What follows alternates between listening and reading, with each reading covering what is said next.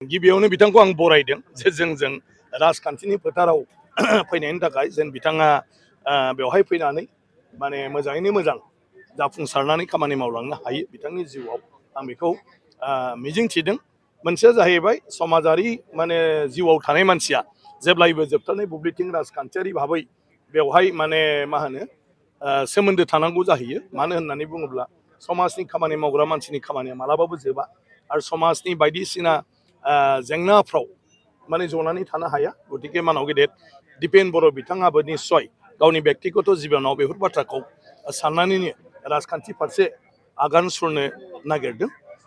गतिके निस्सय बिथाङा जेखौ मावदों सानै हनैनो मावदों आं बेखौ सानो। आरो दुलाराय बर' फरायसा आफादाबो बिथांखौ जिहेतु हगारबाय गतिके थारैनो दुलाराय बर' फरायसा आफादाबो गावसोर गोजायै फरायसा आफादखौ माने बिथांनि माने अनगाबो दैदेनलांनो थाखाय माने मा होनो मेन्टेलि हयथ' प्रिपेयार जाजोब्बाय लिडारफ्रा।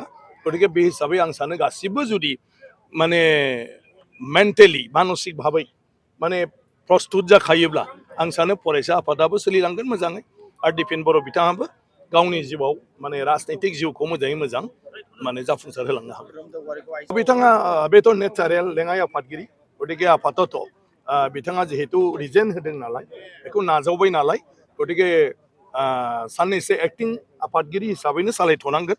बिनि उनाव हयथ' कनभेनसननि गेजेरजों बिथांमोना आफादगिरिनि बिबानखौ माने सुफुंनानै लानांगोन आरो।